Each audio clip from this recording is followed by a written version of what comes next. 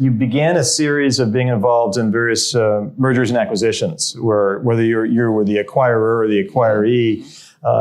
Tell me a bit about that experience, because you're the chief marketing officer at one point of one of the organizations. Yeah, but what I noticed over time was that cultures were different. And when I saw a couple of mergers that didn't work well because the cultures were infighting after the close of the deals, it got me interested in, is there a best culture? And so after I saw a couple of mergers that didn't work well, I decided to just take time off. Which you attributed to the culture question, not the business model per se. Yeah, no, the business models were solid. It was the so-called soft factors that really prevented execution post-merger. Right. That the execution was done well because the parties were warring for power and that got me interested in, is there a best culture? And what's the answer to that question? Well, the general thinking is there isn't a best culture. Is not. That is not. So it's sort of at least in academia, scholars would say, they've tried to come together, different groups have come together and tried to agree on, is there a best culture? And haven't really been able to agree. But there are two general trends that are happening. One is that organizations are really best thought of as a complex web of relationships up and down the hierarchy and across the hierarchy. And they really need to be assessed using more modern tools like chaos theory, complexity theory. That's one general trend. The other is that there's a moral element to leadership. And the leaders in the organizations that care about people, in addition to caring about results, are the most effective long-term. And so the research we did, we came to that same conclusion, but we were less involved in the scholarship side and more involved in the practice side and just seeing what the most effective leaders were doing. The route we took was to start with organizations that we knew were effective. Okay. And then start peeling the layers of the onion back. And what we saw was those organizations that were thriving also had individuals in them that were thriving, which is pretty obvious that you would see that. Sure. And then as you dig back deeper, David, we found that it was kind of going back to Maslow, but more of an updated version of Maslow's hierarchy, because that was 60 years ago in the mid last century. Remember Maslow's hierarchy of needs, or the sort of basic food, shelter, safety? It's a pyramid you work up, and then some psychological comfort, and you kind of keep going up to more sort of the self-actualization, this sort of this peak of humanity, what it means to be a human being. But the theory is that you need these first pieces first, and there's sort of a build-up there. So sorry, Dan. Right, and we found that we boiled it down to 7 universal human needs at work. Respect, recognition, belonging, autonomy, personal growth, meaning, and progress. So let's say this again. Respect. Respect. And the way I describe it, and I think this is helpful, if we were to work together for the first time, you wouldn't really know me at first. And so my expectation is only that you'll be respectful.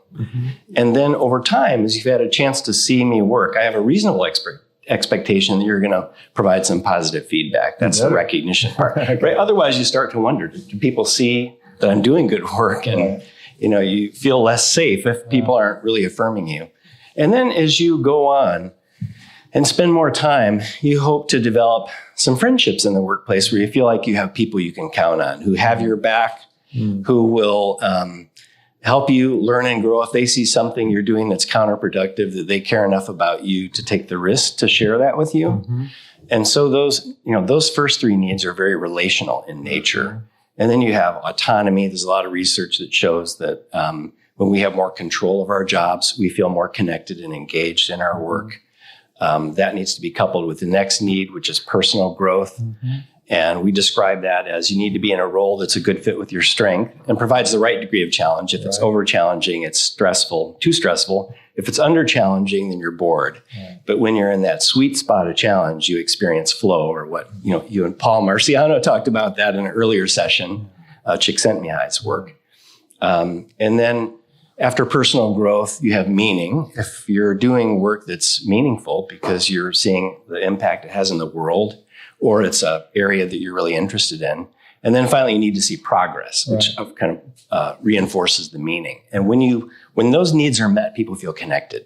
and it has a profound effect on their biology and on organizational performance. You know, I'm thinking as you go through those characteristics, I mean, a lot of us, we don't hit all 7. Was it 7? Mm-hmm. Yeah, we don't hit all 7.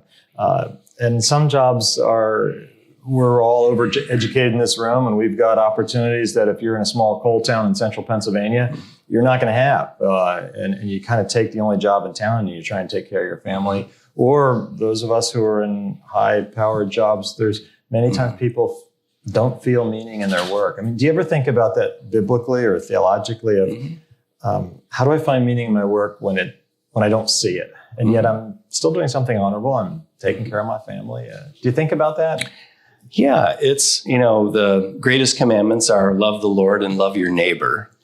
And I think when our work can have meaning if we're serving people in a way, right? So you think of Memorial Sloan Kettering, which we do work with. They're one of our clients.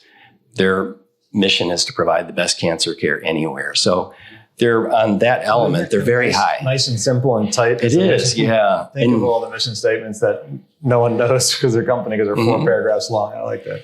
And the second type of meaning is that we have meaningful relationships. Right. And so I think of my mom. My mom, for years, she worked in a factory. My parents were divorced when I was 12, and mom had to work to support the family. And she worked for a company that was making gum and, the Chiclets gum, Halls, cough drops, things like that. So it wasn't particularly meaningful in the work, but there was a great sense of community. And she loved the people she worked with. And that was a source of meaning for her. Yeah, that's a beautiful story because I think, and it's very consistent with Christian thought, this idea that there is intrinsic value often in our work. It's honorable, it's work, it's somehow helping society. But there's also what we bring to it, the meaning that maybe our purpose in a particular place, and whether it's Wall Street or working in a factory, is we're there, God has us there because of the other people in our cubicle or our space or our shift, that those are the people we're meant to nurture and touch, and they us. And it sounds like that's what your mom may have experienced. Absolutely. Or David, I think of Costco. I had the privilege of speaking to all of Costco's warehouse managers worldwide in Seattle last year. Yeah, and I noticed you're having Carla Harris. She followed me the following year. And I'm glad she was there after I was there. She's a tough act to follow. Yes. So Costco is a great example of this. I was talking to Jim Senegal, who's one of the surviving co-founder and longtime CEO. And I asked him, Jim, how do you describe your culture? And he kind of caught me by surprise because he said, we describe the culture as do the right thing. And he, by that, he means we follow the law, we obey the law, we serve our members well, we serve our client, we take care of our employees, we respect our suppliers, and if we do those, we'll reward our we respect our suppliers, then we reward our shareholders. And so I asked him the backstory of that, and he got that from his long-term mentor, Saul Price, who founded the first membership warehouse in San Diego. And but so you think about their work, it's not their mission that's really inspiring the people there, and they're very inspired. They have a 95% retention rate of frontline employees. 95%. That's phenomenal in that industry, which gives them a huge financial benefit.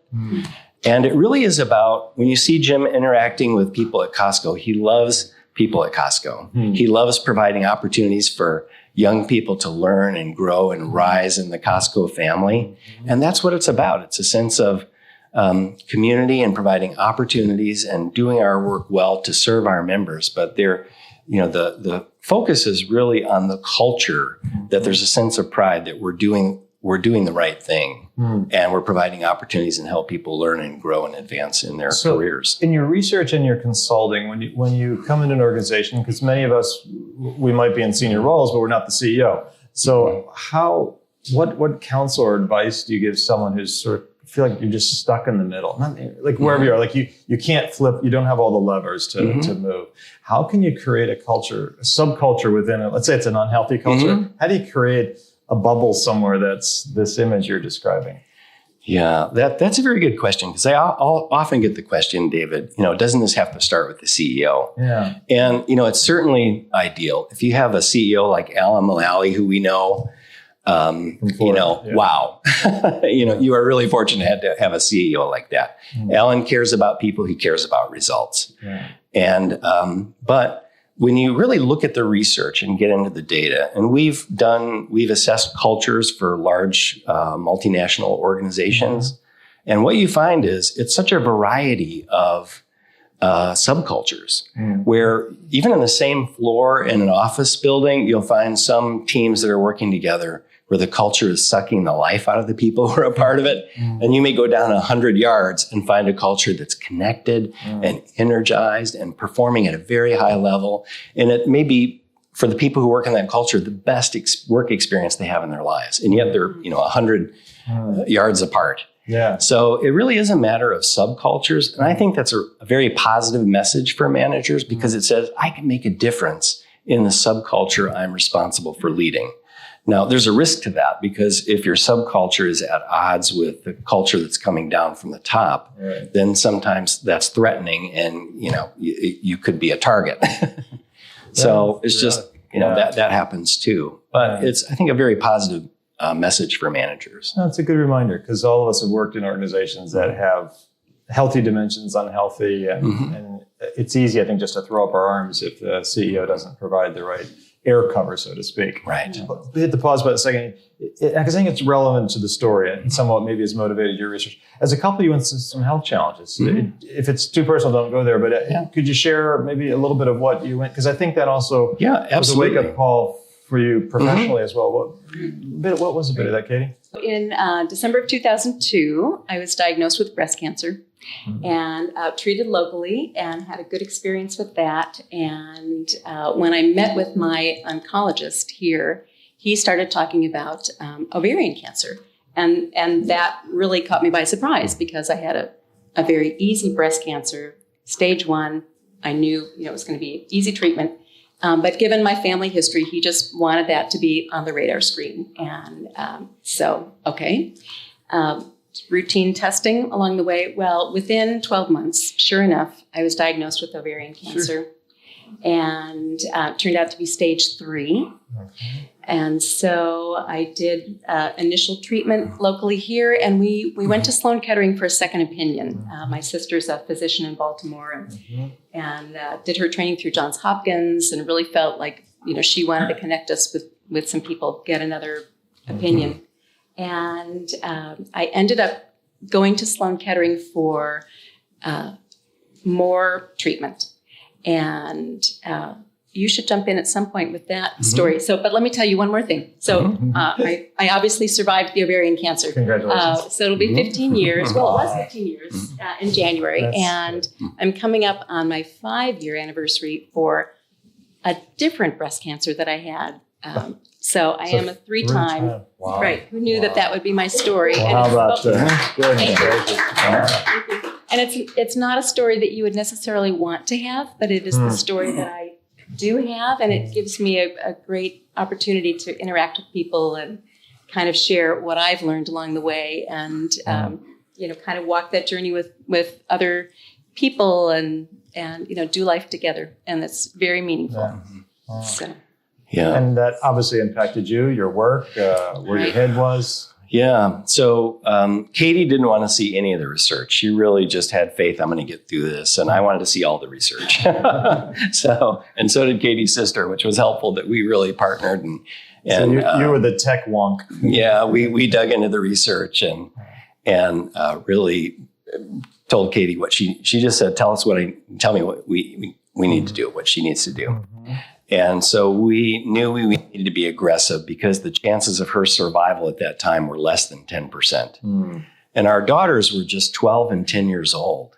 So you can imagine, just for those parents in the room, what I experienced was from a caregiver's perspective and spouse, is not only did I fear losing my beloved Katie and best friend, but also just the sadness of thinking about the girls losing this really amazing, wonderful mother, how devastating that would be. And Katie not seeing the girls grow up It just took me to a place of sadness, David, I had never experienced in my life. And also a place of, it's the first time I think in my life I felt like I didn't know what to do. I just I had no idea. And I remember praying the night the surgeon told me Katie had the ovarian cancer had spread.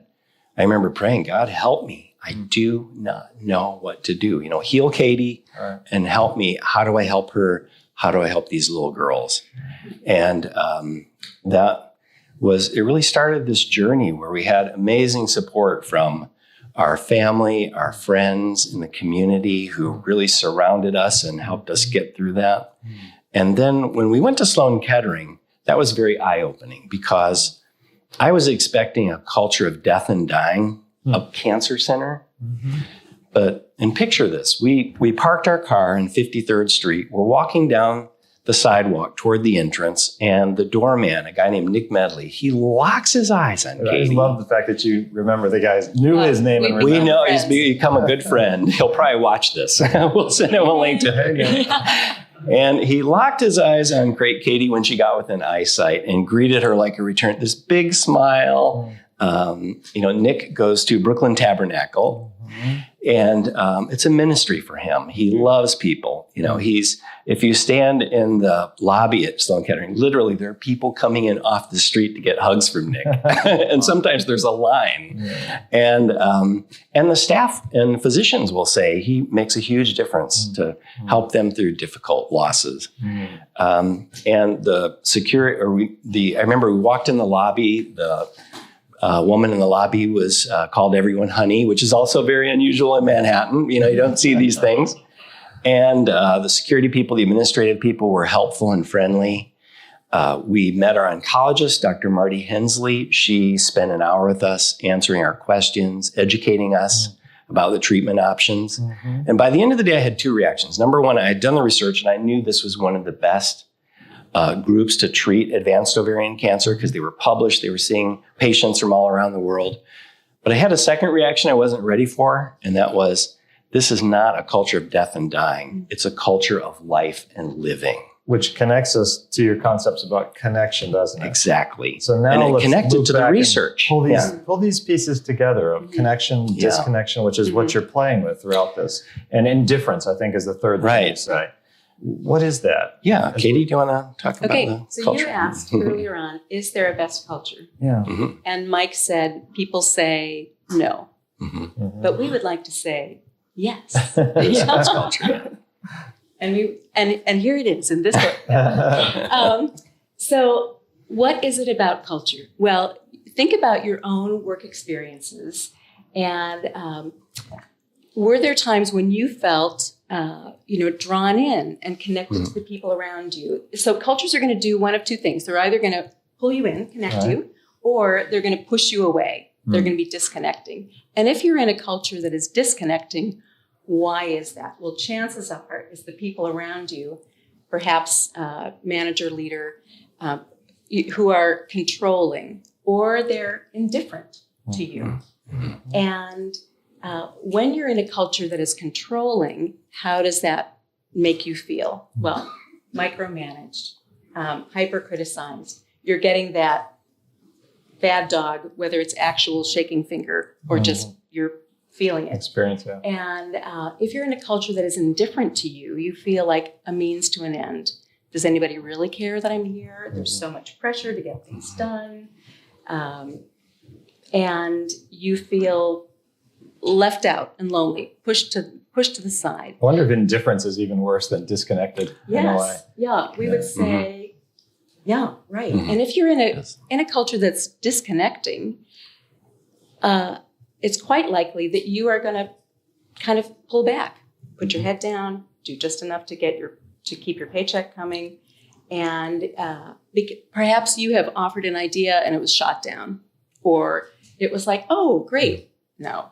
You can feel that the person asked for your opinion, but they really didn't actually want your opinion. So you learn to kind of self-protect and pull back. And when you're doing that, and other people around you are doing that, you aren't possibly going to be able to bring your best work. So we would say you want to be in a culture that is connecting you. And the book goes into, we talk about what makes a culture connecting. Right. What are those elements that should be there? And it's really how we treat one another. A lot of it is common sense, but not as common as it should be, especially in our workplaces. Well, in a way, we were talking earlier about this funny little book here called The Bible, and it talks a lot about how to treat people, doesn't it? And I'm always struck by one of the things that Jesus said, which is unique, I think, amongst the different religious traditions out there, that we're even supposed to pray for our enemies. Mm-hmm. So not only are we supposed to treat our kith and kin well, our family, our friends, our coworkers, but even that son of a gun that we hate or who's out to shaft us in our career or our enemies. It's an extraordinary concept. So it kind of plays to what you're saying. So I think one of these questions that we ask as a group is how does this book come alive? And one of the ways is how we treat people, even if they push every button we own, and even if they drive us nuts. How do we treat them in a connected way, in a respectful way, a kind way? Just struck by that. Yeah. I'm glad you said that, David, that just you brought up the greatest commandment and love, that we're commanded to love even our enemies. Yeah. And as we've spent time with interacting with Alan Mullally and Admiral Vern Clark and Francis Hesselbein and Jim Sinegal and others, and we get in, the next book we're working on is really digging deeper to understand how did they develop such an amazing ability to connect with people, because you see that they care about people, and they're such natural connectors that builds trust quickly. Yeah. And so we'll get into their family life, in some cases into their faith. And, it seems like there are two paths. One is they've gone through a period of suffering that's changed them. I think if you've studied Pope Francis, he's a really interesting example of this, because he, after the dirty wars that he experienced, and just thousands of people disappearing off the streets and being murdered and tortured, he was a more authoritarian leader. He made some decisions that probably contributed to a couple of priests being tortured. Then I don't think it was intentional on his part, but I think in hindsight he realized that his actions that were unilateral, without really consulting others and thinking through, some bad things happened, as that he contributed to that in an indirect way. And so the Franciscan order pulled him out of his position as archbishop and isolated him for 2 years, I think 400 miles away from Buenos Aires. And that was a period of suffering that he went through. But he came out a changed leader. And if you really study him today, he's trying to change the Catholic Church. He's trying to clean up the areas of darkness. He's trying to lead by example, like his namesake, right? To really love people, irrespective of their faith or lack thereof. And so you see him washing the feet and kissing the feet of prisoners. So he's a great example of a leader who's done that. And the other way, if you haven't gone through suffering, we just find that there are some leaders who come from such loving families. Admiral Vern Clark, his dad was a pastor. That's, his dad had such an effect on him.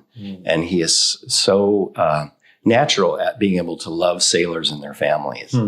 Or Alan Mullally says that he learned from his family that to love and be loved is the most important thing in life. And he's another a leader who really connects with people. He grew up in that family culture that made it easy for him to love people.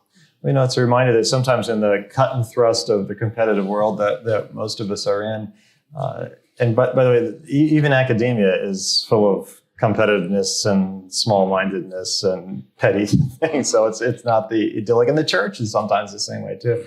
But to use words like love, and you're talking about empathy, that these quote-unquote soft words are sometimes the strongest words to use in a corporate setting. But I wanted to ask one more thing, and it before we do that, and it ties into the issue of connectedness. The New York Times had an article about a year or so ago that caught my attention. Some of you may have read it or seen other articles that are starting to appear in various general press and magazines and newspapers. And it's referred to as the loneliness epidemic. And even using the word epidemic, like I think of like a mosquito-borne illness as an epidemic or something like that, or illnesses.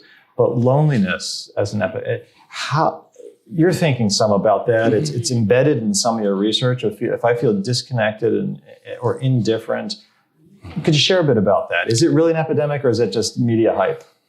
It's the estimates are anywhere from 25 to close to 50% of the general adult population is chronically lonely. Now that's based on the UCLA loneliness scale, which is a 20-question scale that's been around for about 30 years. So it's the gold standard of assessments. Right. So for example, earlier this year, Cigna insurance company surveyed 20,000 American adults and found that they, on average, were in above the level that's considered lonely. Huh. So, but there are other estimates. I would say we believe, and we have an article that's coming out in a medical publication that argues it's not just loneliness. You don't have to be lonely.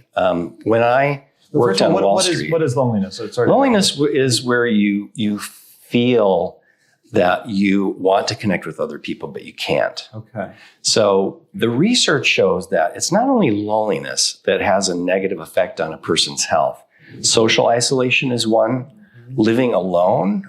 Now, if you're connected in the community and maybe a faith community or your family, but you're living alone, that's going to help protect you. But a lot of Americans don't have that. And it shows that it has an effect on their life expectancy.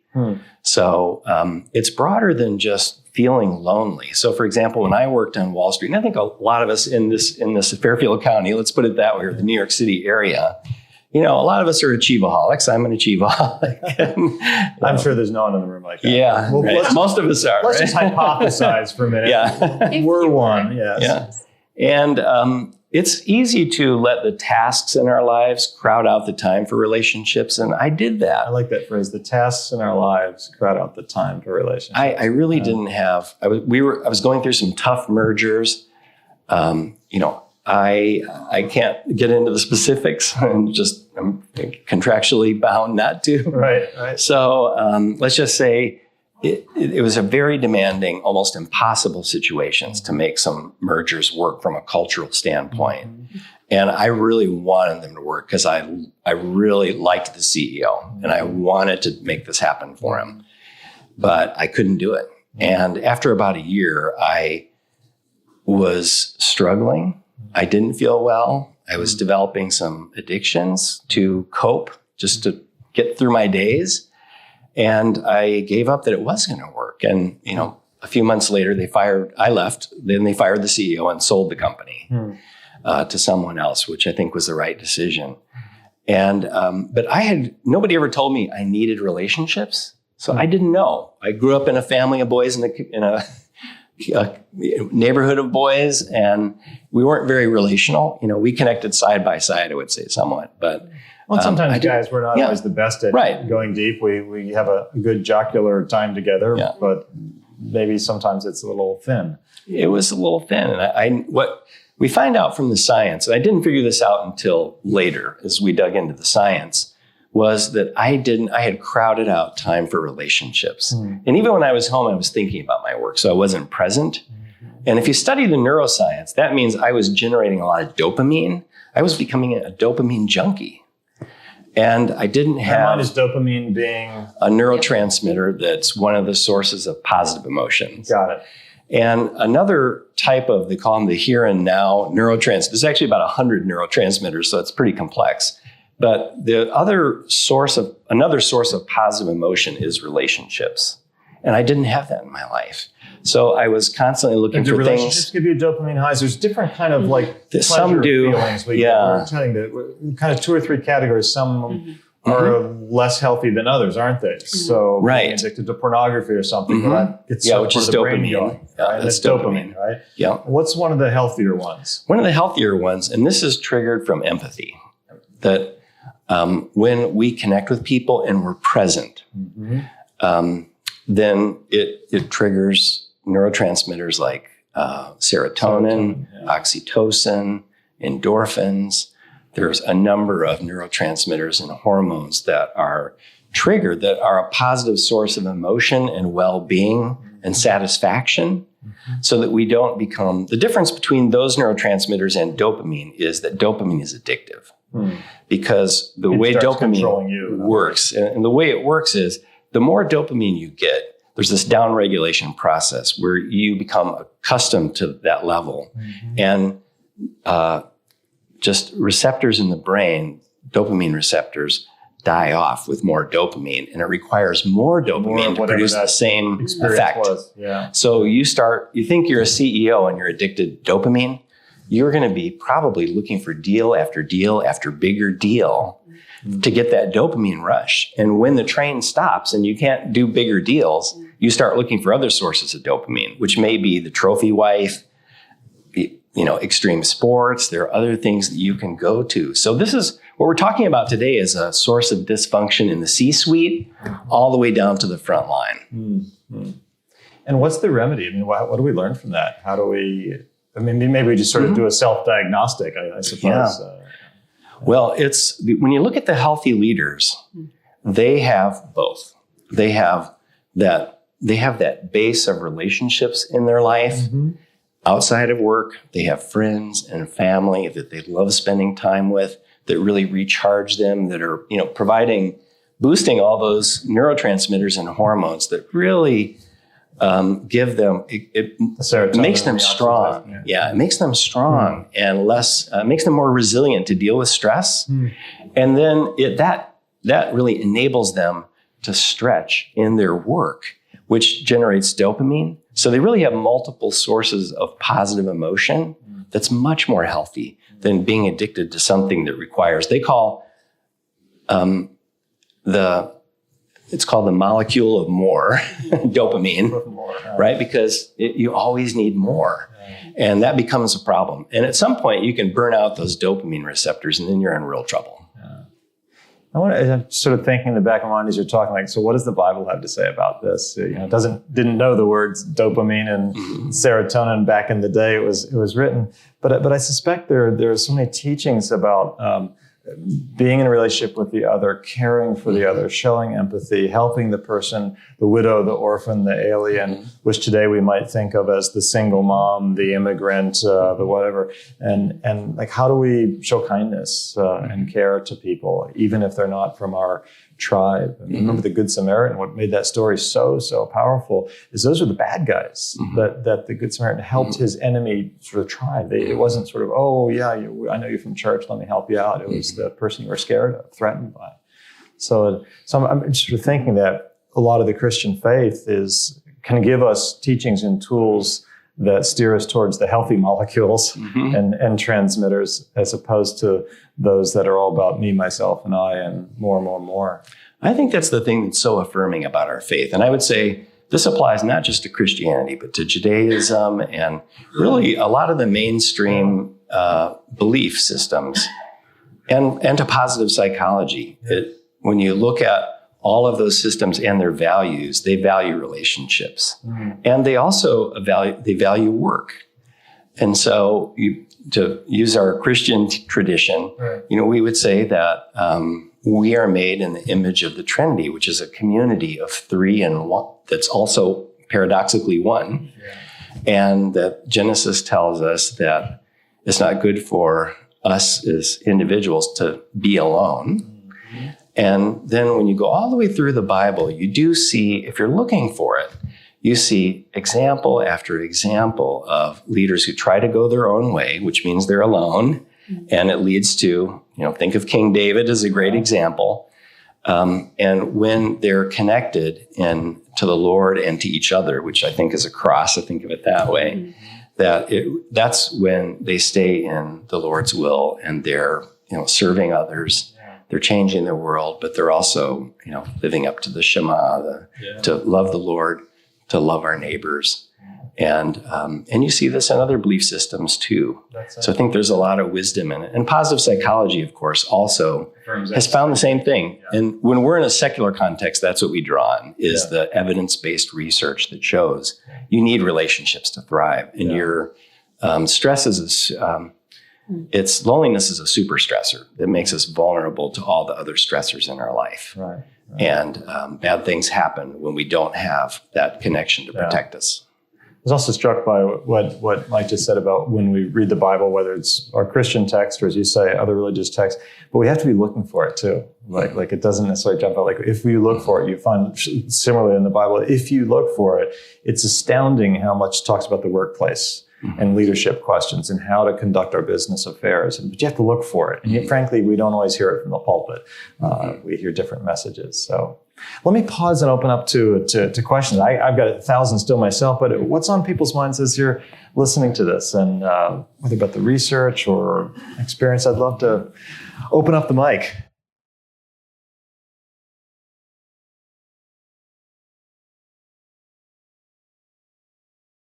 You can build it. You do need leaders who care about people and care about results. So you can't fake it. If they don't care about people, it's going to be difficult to connect. And you can fake it for a while, but eventually people figure that out. But we have a process that we go through, and it really starts with develop a connection mindset among the leadership team to help them understand that all cultures are not the same. And, number one, what is culture? We say it's attitudes, language, and behavior that connects people or disconnects people. And then we help them understand, and also out of their own life experiences, we like to hear, how about your work experiences? When did you feel connected?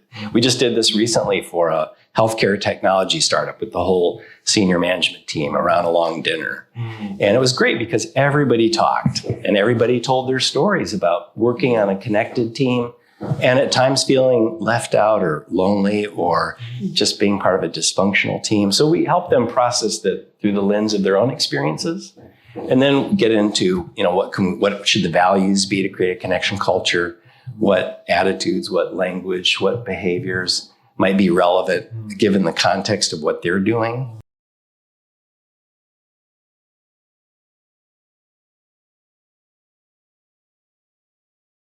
Where do I want to start with that? I think those of us in the Midwest, if I could be stereotypical, you will see that I will start up a random conversation with people around me in a grocery store, just to chat. And it's about making those little small connections with people. And I like to give a shout out to Mike, because when he goes to our local Whole Foods, he knows the cashiers. He asks them questions, he engages with them. It's about saying, I see you, you're an important person, you have something to offer. I'm interested in you and in your life. And it could be even something as simple as, how many more hours do you have? Okay, you can do it. Just some little small connection to, relate as fellow human beings. So I think we, because we grew up having that just naturally around us, we're more likely to do that. I remember when we moved here in 1999, and I called the plumbers about something for our old house. And they said, Mrs. Stallard, we're not going to be able to come until tomorrow or something. And I'm like, oh, no, that's totally fine. You can come. And they're like, we can? That's okay. You're not going to, I think it just surprised them that I was willing to be like, no, I understand that. That's great. As opposed to, what do you mean? Get here in 10 minutes. Of course, when we do what you're saying of have these small gestures of kindness and seeing someone, I like this phrase, we see them. We are seen, and we know we have been seen and acknowledged as it's very important. But as someone starts telling their story, then they tell their story, and it might be like, I gotta get going here, tap, tap, tap. So, sometimes you're making a decision to do it, because if someone opens the faucets, you could be there for hours. That is true. Sometimes. We have to learn how to be relationally sensitive, kind of read the cues. Yeah, I'm not saying not to do it, but I understand why sometimes that we're. In fact, there was a study done. Gosh, it's been several decades ago at Princeton Theological Seminary. That it was set up. I don't know that you could do it today with sort of human subjects if the review board would have approved it. But some of you may know the story. It was set up for students who were going to preach a practice sermon in a homiletics class, and they were preaching on the Good Samaritan. And so the students were, as always, just getting to class just the moment before the bell rings and they start. But the thing was, they set up someone to be obviously in pain and suffering, laying on the side of the road, right, going into Stuart Hall in the classroom. And all of these young future clergy just they went right in because they were late and they had to give their sermon on the Good Samaritan while there's this suffering person right in front, walked right by them. So now I wonder if you had done that at Luther Seminary in St. Paul or a different part of the country, if we would have gotten a different reaction. But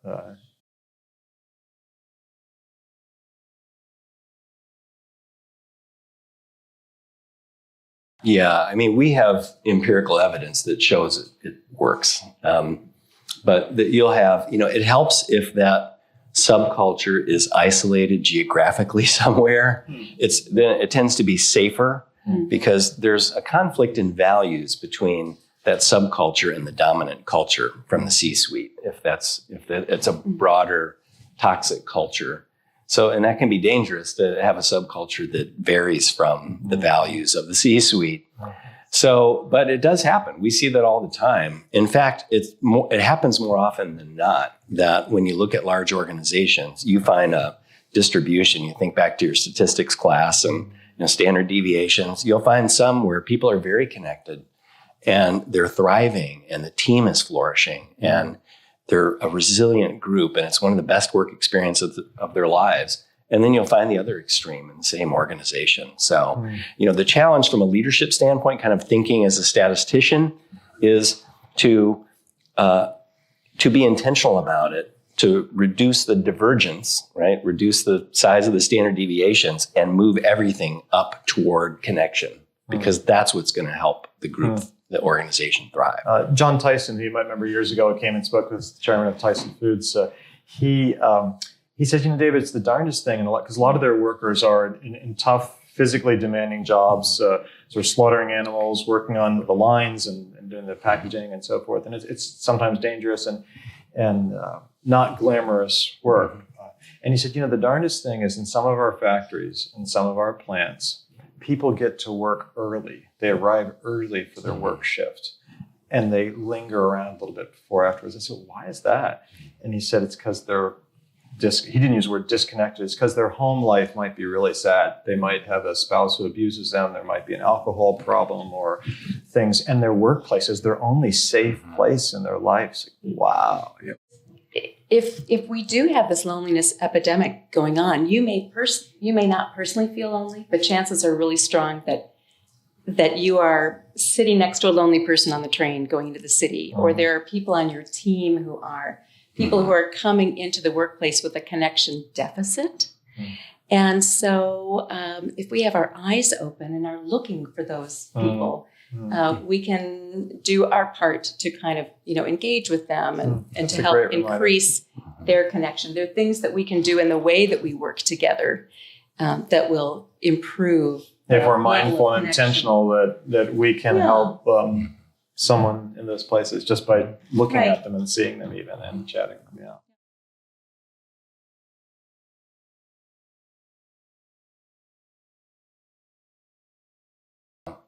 More often than not, it doesn't. Yeah. So if you were to look at the values of some organizations that have been in the news for major corruption, it looks like the values of most organizations. Integrity. Yeah, right. Yeah. It has, we care about our people. But it wasn't true. And no, certainly there are people in that culture who did. Right. But the dominant culture was not one that lived up to its values. So when we do work with organizations early on, and we're working with some pretty young companies now, we ask them to don't start with your values, actually start with what kind of culture you want and what business you're in and your own personal experiences. And then let's work back. We know that a culture of connection is what's going to help you thrive. I mean, we can spend we could spend an entire day on the research to support that. And we work with NASA, which, we work with the engineering section at NASA Johnson Space Center. We'll spend a half a day on the research until they say, uncle, they give up. That, yes, relationships matter. And so once they start with that, then we can back up and try to figure out what values are really important to create a connection culture in their context, whether it's a law firm or a startup technology company. Yeah. That question reminds me back to John Tyson again. He several years ago asked me they did a major acquisition of a company with a very different culture than the old Tyson Foods, the poultry side. They were going into beef and pork, and he wanted to reduce it to finally state the culture, which had always just sort of been understood, this family company and all, and now it's massive. And so I said, well, John, what do you think the values should be? So he writes down, we're this, we're that, we're this, we're that. He said, what do you think, David? And I said, and he wouldn't mind me saying this. I said, well, John, you're not. You're not any of those things. Every day something's going wrong. And what we landed on is, it was a really fascinating exercise. He said, you make a good point. If we want to have any credibility when we say this to our employees, we can't be telling them, it's your point of the internal, external. And so they added in language that we strive to be this. We strive to be that. We strive this. And that landed so well with the employees because it acknowledged that they weren't always those things, but that's where they were trying to go, this aspirational direction. And just those words, we strive, I thought was the most honest and encouraging thing. Amazing. I think that's great. Yeah, because we're imperfect people. Yeah. We're all starting right here, all of us. Front of the row. Yeah.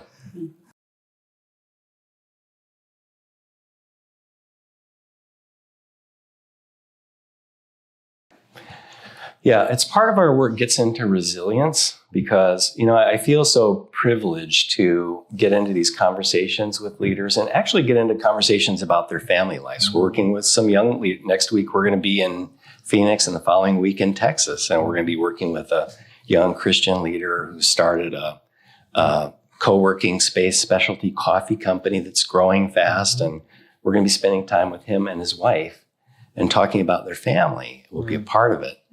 And so one of the things that helps, this is my old business partner, and Jason Pankow. I had a lot of Jasonisms, and Carolyn Doing Homus, who helped us start on this road to our first book that we wrote. And Jason says, you can't give what you don't have. And I find I often use that phrase. And so if you don't have connection in your life with your family and friends, you can't give it to your employees. So you really have to build up resilience. And that's one of the practices we talk about. Just try to at least, spend some mental time, some quiet time thinking, what am I grateful for today? What are 3 things that I'm grateful for? It could be everything from, wow, I had a great cup of coffee this morning. For me, it's always, I am grateful for her. I'm grateful for Katie. And I'm grateful for my men's Bible study on Saturday morning that just is so life-giving for me and healing. So I'm glad you brought that up because those practices, what we do outside of work affects what we do in work. And so to really have those practices that are connecting, that heal us from trauma, that energize us, that settle our nervous system, make us more resilient so that we can deal with the challenges of our work and be connecting in the way we lead. So, and that's a key practice.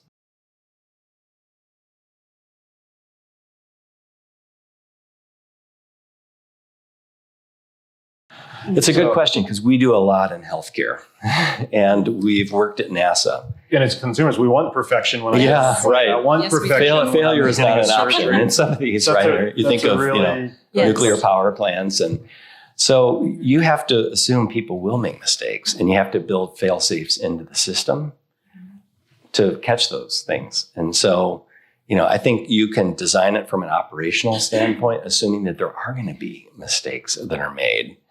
But we do know that. So, for example, and there's been quite a bit of research in healthcare. Johns Hopkins did some work studying at heart surgery in the operating room, and they developed a checklist.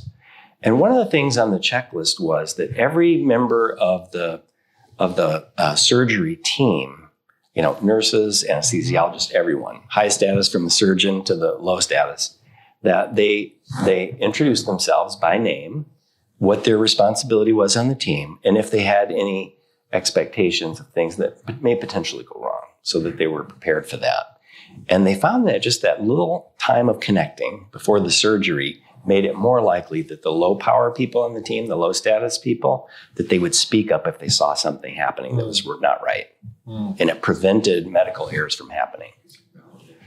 Because often someone in the room knows what is going on, and they're afraid for any number They're of reasons. They're afraid to challenge the surgeon. And so you have to build those things into the operating system so that you have fail-safes and backups, assuming that some errors are going to happen, and you can reduce it by being intentional in the way that you design the process.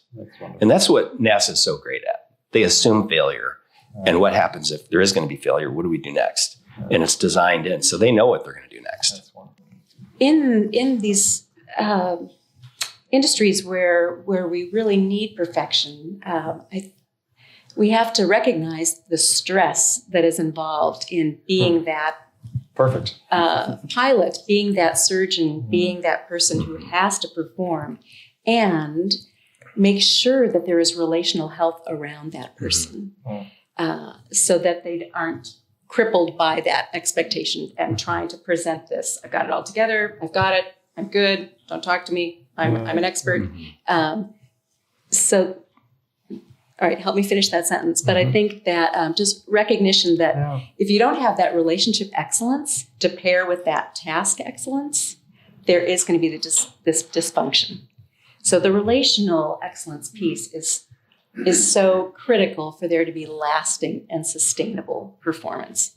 If it's only task and the pressure of that and then go of that, it's not sustainable. That's a wonderful way to land the plane, if you will, of our time together of task excellence, because we are supposed to do our jobs well, but relational excellence we tend not to think about or be as rewarded. And I'd like to offer the idea that our faith can help us in both of those, but particularly in the relational excellence. So with that, how about an amazing applause and word of thanks for you both. Please consider supporting GLF video production and podcasts so we can continue to bring content focused on how faith inspires greatness in business. A donation of $5 per month will help 500 people see this video. $10 per month can reach 1,000. Larger regular gifts will go to cover our production costs. Studies show that values and ethics will help businesses thrive.